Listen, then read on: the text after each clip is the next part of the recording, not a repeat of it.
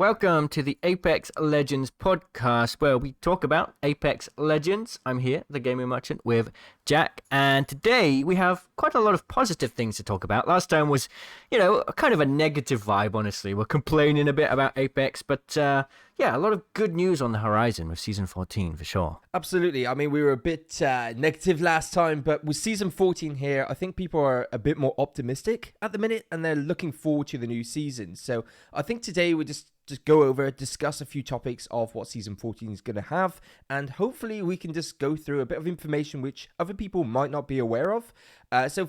Season 14, what are your thoughts so far? You've seen the trailers. What are you thinking?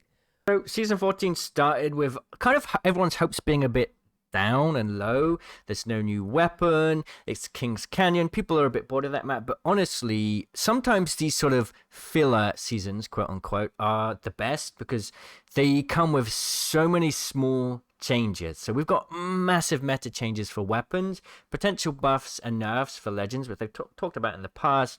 And King's Canyon is getting so many changes to make it an actual decent map. So yeah, honestly, yes, there's no new weapon, but all of the little pieces put together make quite a big season. So I'm really hyped. I'm very hyped. Yeah, absolutely. I know what you mean there. I mean, first off, let's just talk about King's Canyon Reforged. Obviously, we got the new change, and Skulltown is back. I mean, do you remember Skulltown? I think when you and I first started playing this game, this was our favorite area to go to in like Season 0. This is where we went to a lot of the time. We just went to Skulltown, and I remember just hot dropping in this area. It was good. So, the new changes. I mean, what do you think of Skulltown? It's obviously come back. You've seen the difference in the pictures as well online, I assume. What's your thoughts there? Skulltown coming back is super exciting. I know that on the first few days it's going to be packed with players hot dropping, but I think that overall King's Canyon is in a much healthier place. There's a lot of areas that are still worth landing at, and Respawn's learned a lot about trying to balance like where the dropships start. So yeah, we're going to have some fun Skulltown hot drops, but it's not going to be as wild, You're not going to land at Skulltown, 10 seconds later there's like 5 players left or something. So it's going to be fun, but I'm really excited for the overall balance of King's Canyon as well. Yeah, I think you're right there. I mean, okay, we spoke about the map change just briefly there, but I think the most important thing we need to speak about is Vantage. I mean, Vantage is looking very cool. We obviously knew she was going to be coming out because there were a lot of leaks, which we've discussed in detail last week. But Vantage, her whole kit is looking good. I mean, we saw her skills the other day. I assume you've gone in and seen it yourself as well, and you've gone and had a look at the skills. I mean, what's the thing you're looking forward to the most with Vantage? So for me personally, all right, I want to kind of tackle this in two ways, right? My personal opinion and also what I think everyone else should be thinking about. I like snipers, so having a sniper-based legend is pretty cool. But besides that, like, people need to be excited about the tactical. A lot of people think that she's a bit of a boring character, but she basically has what's going to work out as a mini jump pad for her tactical. She can throw Echo out, jump towards it, and then double jump after that. That's going to give you so much repositioning power, being able to essentially not just like push into fights, but escape as well. We don't really know what the cooldown is, but there's going to be some really awesome plays for Vantage, and I think a lot of movement players are going to really like her. Yeah, definitely. I mean, the only thing which is a bit concerning is whether or not she's going to be OP from the offset, because am I right in thinking she can use her ability on both iron sights, just any scope, any sight in the game? Is that right? So her passive allows her to basically see enemy information, and you can do it unarmed, but you can't do it with iron sights. And like I think the lowest optic zoom is like 2 to 4 times is when it first starts kicking in, I believe. So there are some limits there, but yeah, I mean, she can just ADS at any point and know enemy team comp. This is kind of one thing that is worrying me a little bit, is that she can zoom in and know if there's anyone else left in that squad alive. It will have 3 armors if all 3 players are alive, or 2 if there's only 2 players. And of course, 1 armor on screen if there's only 1 player. So if you're playing ranked and you're trying to hide, or you're like, if you get caught out by Vantage and you're solo, your squad's out of the picture already, you're kind of screwed. So that's a bit worrying.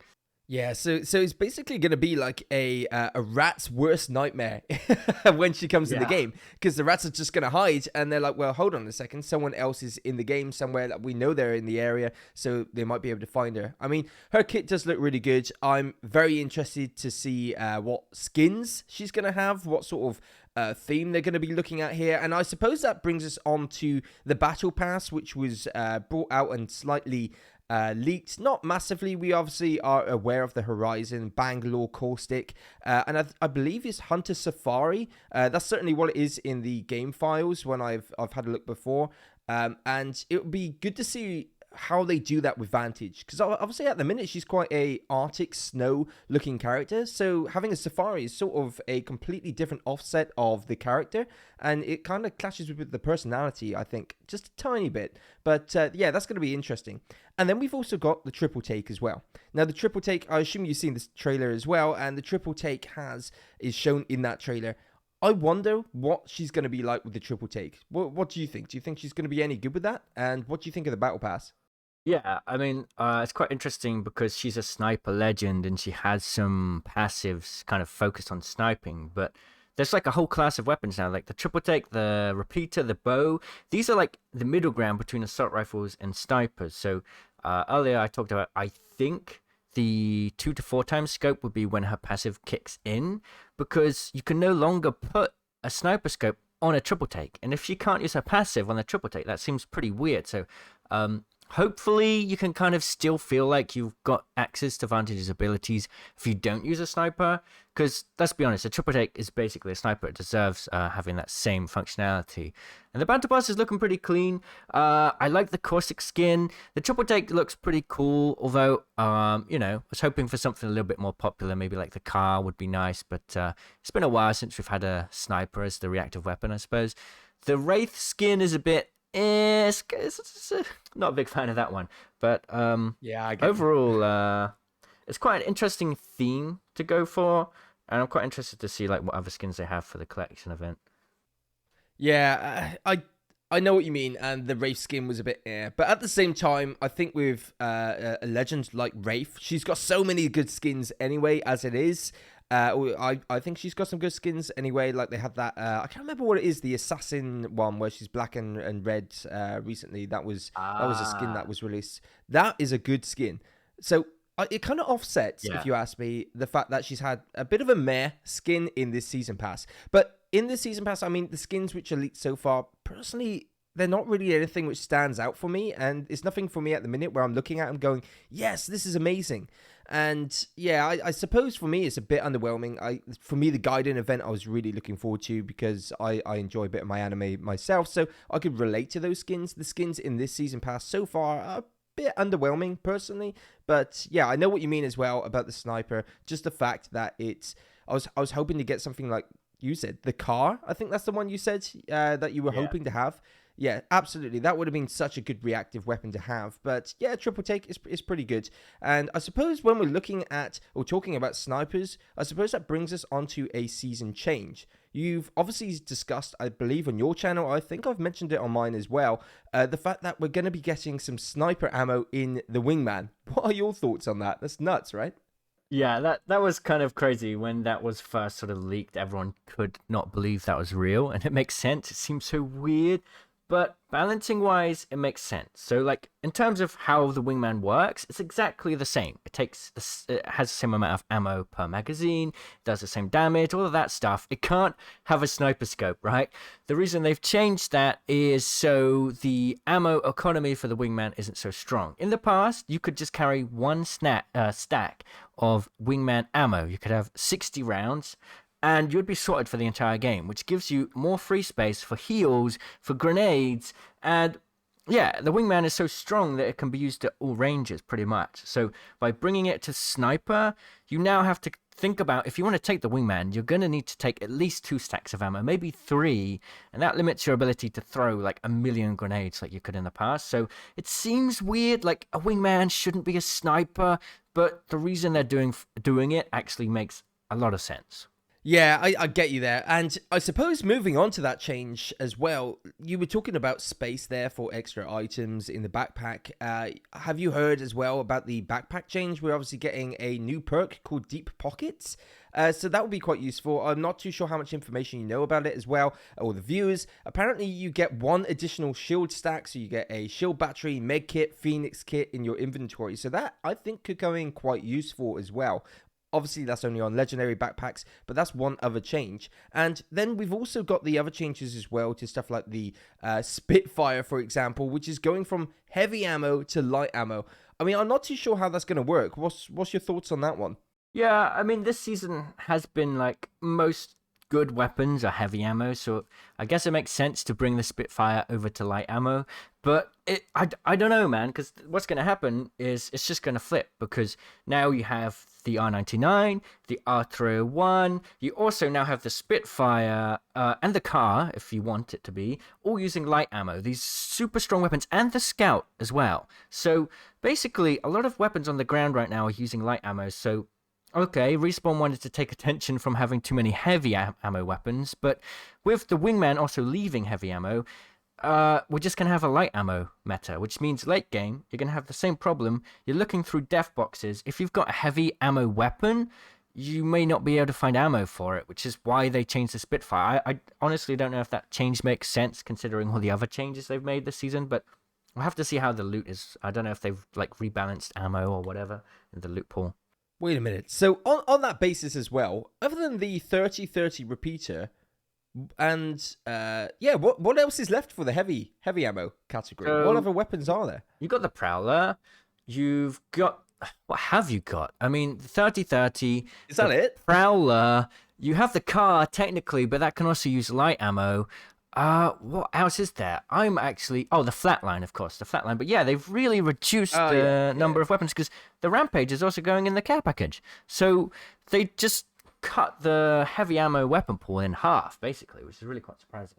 I suppose that will keep you quite happy though as well, because we're talking about, okay, the Rampage kind of sucks that it's going into the care package, especially as you yourself, you've got a merchant skin for that weapon, so that's going to be kind of sad because you can't show that off as much because you're going to have to go into the care package. But the other thing, one thing which I suppose you're going to be happy about yourself is the Bowick bow. That's going back into the care package. Am I right in thinking that one? It's going into the care package. Yeah, the bow. I suck with the bow so much, so I'm happy that I'm never gonna see it again. I hate landing on that weapon. I'm kind of curious, like if they buff it in any way, is it gonna be an absolute monster now? Because I know some players can do really well with the bow, and it's crazy what you can do with it. But yeah, I'm glad to never see it again. Honestly, I hate that thing. Yeah, I don't blame you there. And I suppose let's talk whilst we're on care packages. Let's talk about supply drops. Let's talk about guns which are coming back to ground loot. We've got the Volt SMG and the G7 Scout, so that's going to be quite interesting because we're finally getting those two items back. The Volt SMG, I kind of missed it myself. It was one of those weapons which I missed using.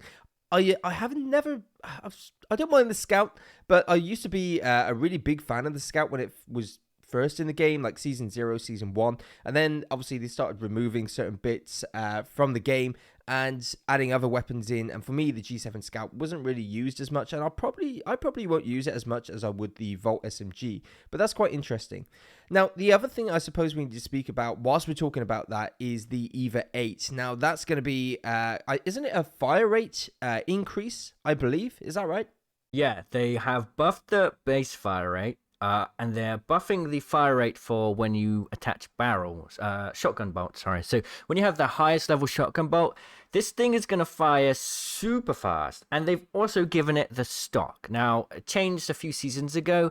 The stock attachment now actually allows you to reload faster. So you're going to fire really fast with this thing and reload really fast with this thing. Now, that doesn't really tell you much, like, we don't know how fast is fast. Is it going to be like fastest that we've ever seen, the EVA 8B? Or is it going to kind of be just a little bit faster? We don't know, but at least from what they've hinted at in the press event, this thing is going to be quite a monster in the new season. So I'm quite looking forward to try it. Yeah, it's going to be good. I mean, I used to again use Eva 8 quite a bit. I ended up going to other weapons in the end, but I believe we've got the double tap hop up coming back as well.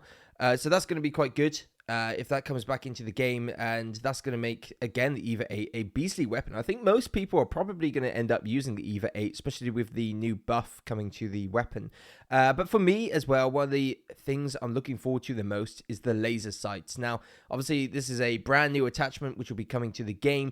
And, hipfire accuracy is going to be improved, and it'll be interesting to see how it works with certain weapons and certain skins as well, to see how that's going to really work. But that there is a attachment I'm looking forward to myself. Have you seen the gameplay for it yourself? I mean, it was leaked a while back, but have you seen it yet? Yeah, I've seen it. I've seen it, and honestly, it's quite fun. I mean, it reminds me a little bit of Titanfall. Like in that game, you could just hip fire like crazy, and jump around, of course, all over the place. I guess it's not going to be that strong, but the kind of idea of being able to just run around, jump all over the place, hip firing with an SMG is exciting. I really like that they've done that. I think that Respawn realized people like the movement in this game, and instead of trying to nerf it to try and make it a bit slower for casual players, they've really doubled down on it. So yeah, I'm really hyped for the laser sights. SMGs are going to be so much fun in this season.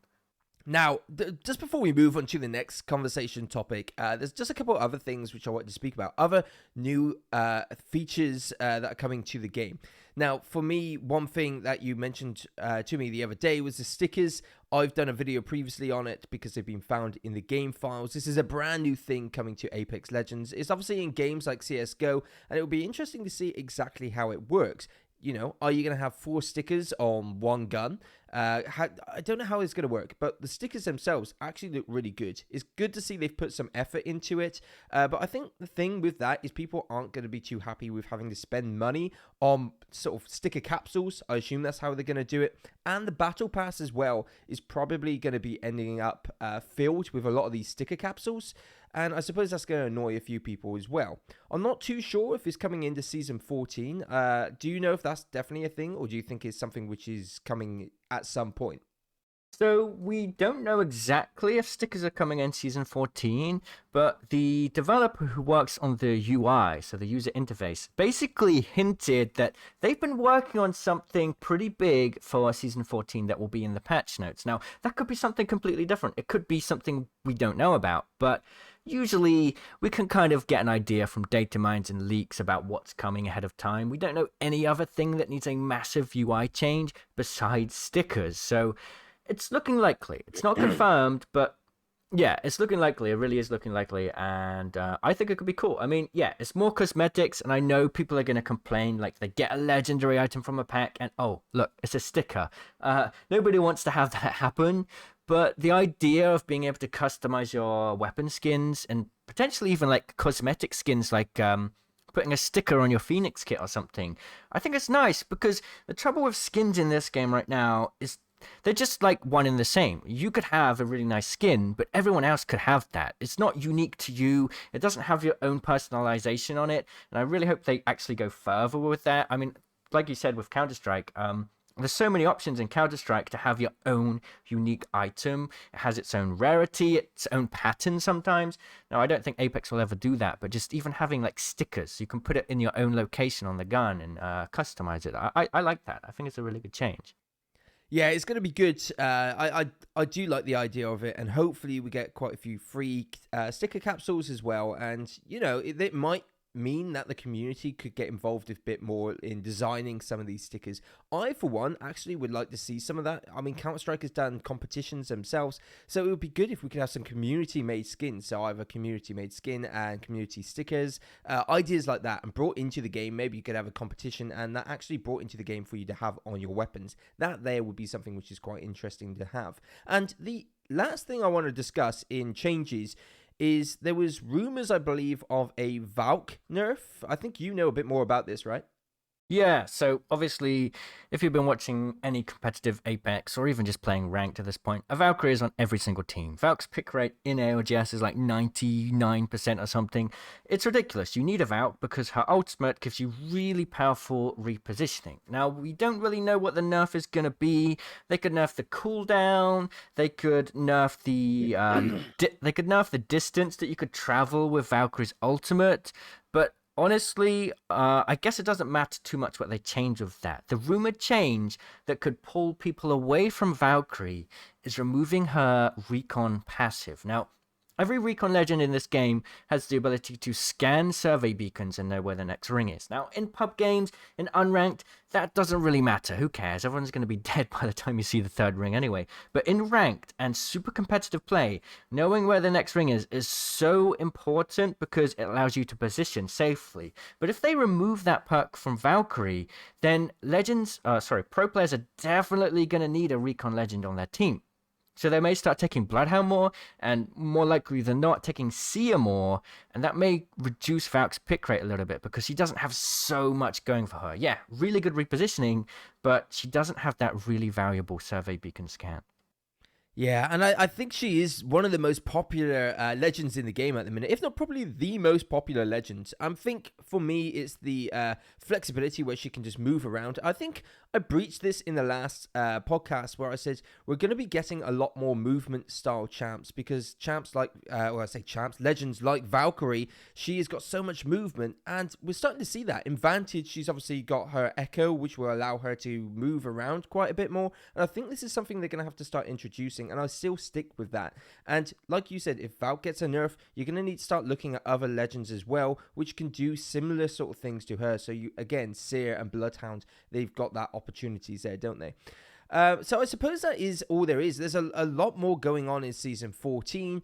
There's a lot to come, and I'm very much looking forward to that. And I suppose we might as well discuss just briefly the leak state of the game. So maybe the devs listened to us in our last podcast because we mentioned in there that we shouldn't have files in the game when they update. And I don't know about you, but I've certainly noticed as someone which goes and discovers a lot of these leaks as well.